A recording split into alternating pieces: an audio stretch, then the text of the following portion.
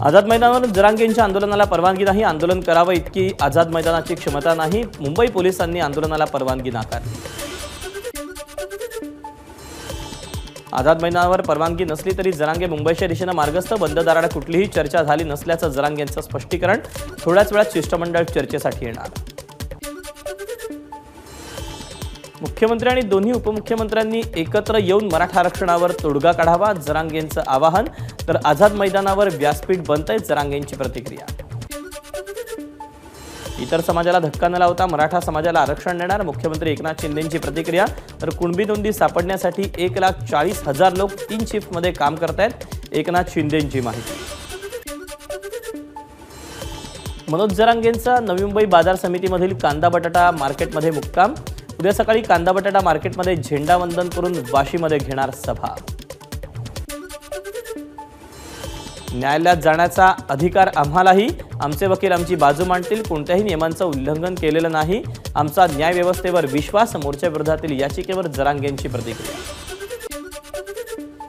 मोर्चामध्ये जवळपास 70 ते 80 लाख लोक आहेत। 26 तारखेला आम्ही मुंबईला पोहोचणार, जोपर्यंत आमच्या मागण्या मान्य होत नाहीत तोपर्यंत मागे हटणार नाही, जरांगेंची प्रतिक्रिया। जरांगेंच्या स्वागतासाठी पिंपरी चिंचवडच्या वेगवेगळ्या भागांमध्ये मराठा बांधव, लहान मुलं, महिला रस्त्याच्या दुतर्फा उभे। पहाटे 4 वाजता देखील गर्दी कायम। ममता बॅनर्जी इंडियासोबत नसल्या तरी पश्चिम बंगालमध्ये त्या भाजपला जिंकू देणार नाहीत, जागा वाटपावरून मतभेद।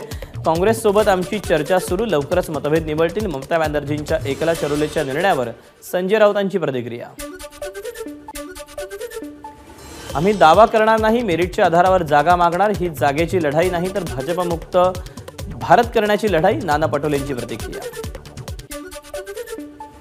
यंदा महाराष्ट्रात नवतरुण मतदारांची संख्या वाढली, राज्यातील 18-19 वयोगटातील 45,79,000 नवतरुणांपैकी 10,18,000 तरुणांनी मतदार म्हणून केली नोंदणी। महाराष्ट्रात काँग्रेस हायकमांडनं तुम्हाला युती करण्याचे अधिकार दिले आहेत का? प्रकाश आंबेडकरांचा नाना पटोलेंना सवाल।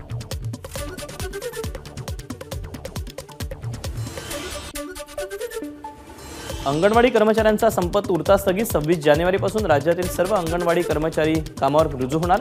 अंगणवाडी कर्मचारी कृती समितीचे निमंत्रक दिलीप उटाणे यांची माहिती।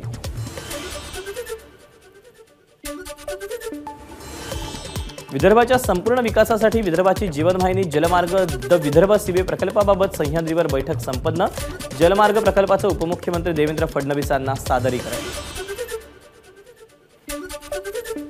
चंद्रपूरमधील ताडोबा अंधारी व्याघ्र प्रकल्पाच्या निमढेला गेट भागात वाघाच्या हल्ल्यात रोजंदारी वनमजुराचा मृत्यू, सकाळची घटना, पर्यटकांच्या डोळ्यासमोरून रस्त्यावरून ओढत नेला वाघानं मजुराचा मृतदेह।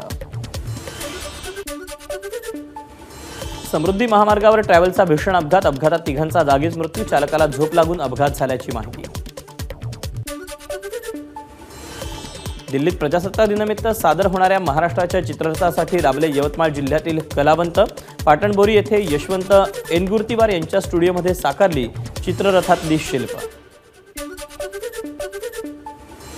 नागपुरात किमान तापमानात मोठी घट, 8.7 अंश सेल्सिअस तापमानाची नोंद, विदर्भातील सर्वच जिल्ह्यातील किमान तापमानात घट। भंडारा जिल्ह्यात अवकाळी पावसामुळे तापमानात घट, थंडी वाढल्यानं ग्रामस्थांनी घेतला शेकोटीचा आधार। अकोला जिल्ह्यातील अकोट शहरातील अकोट अंजनगाव रस्त्यावर कापसाच्या जिनिंगला आग, मोठ्या प्रमाणात कापूस जळून खाक, शॉर्ट सर्किटमुळे आग लागल्याचा अंदाज।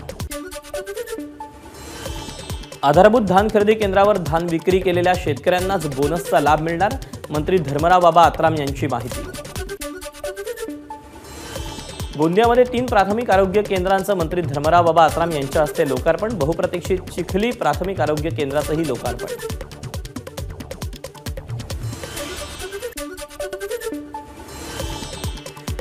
परभणी जिल्ह्यात गेल्या 3 दिवसांपासून थंडीची लाट, परभणीत सध्याचं तापमान 7.5 अंश सेल्सिअस, तर परभणीत यंदाच्या मोसमातील सर्वात नीचांकी तापमानाची नोंद। नांदेडमधील नायगाव तालुक्यात ढगाळ वातावरणामुळे रब्बी पिकं धोक्यात, पोंगे अळीचा प्रादुर्भाव झाल्यानं ज्वारी पिकाचं मोठं नुकसान। मराठा समाजाला आरक्षण मिळत नसल्यानं युवकाची आत्महत्या, नांदेड जिल्ह्यातील फुगाव येथील अरविंद भोसले या 21 वर्षीय तरुणानं गळफास घेऊन आत्महत्या केली। आत्महत्येपूर्वी चिठ्ठी लिहून मराठा समाजाला आरक्षण मिळावं अशी केली मागणी।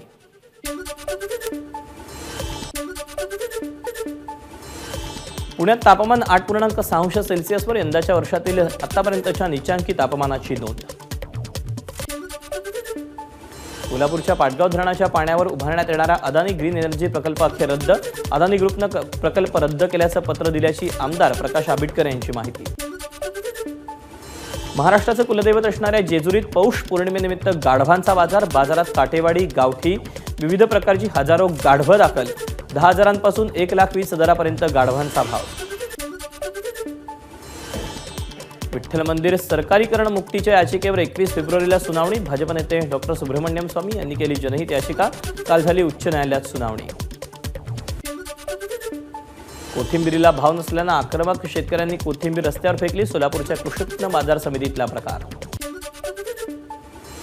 सोलापूरच्या कृषी उत्पन्न बाजार समितीत पुन्हा एकदा कांद्याची आवक वाढल्यानं 200 रुपयांनी कांद्याचे दर घसरले. बाजारात जवळपास 1500 गाडी कांद्याची आवक. कोथरूड विधानसभा मतदारसंघाचा आढावा घेण्यासाठी आलेल्या पार्थ पवार आणि इतर नेत्यांनी घेतली जयश्री मारणेंची भेट. यावेळी जयश्री मारणेंचा पती कुख्यात गुंड गजानन मारणेनं पार्थ पवार आणि इतर नेत्यांचं केलं स्वागत. साताऱ्यातील दरेगावच्या यात्रेला सुरुवात. यात्रेनिमित्त मुख्यमंत्री शिंदे दरेगावी मुक्कामी. गावी येण्यासाठी तराफ्याची गरज लागते, त्यासाठी प्रत्येक वाहनाला द्यावे लागणारे 500 रुपयांचं भाडं मुख्यमंत्र्यांनी केलं रद्द. भाविकांमध्ये आनंद.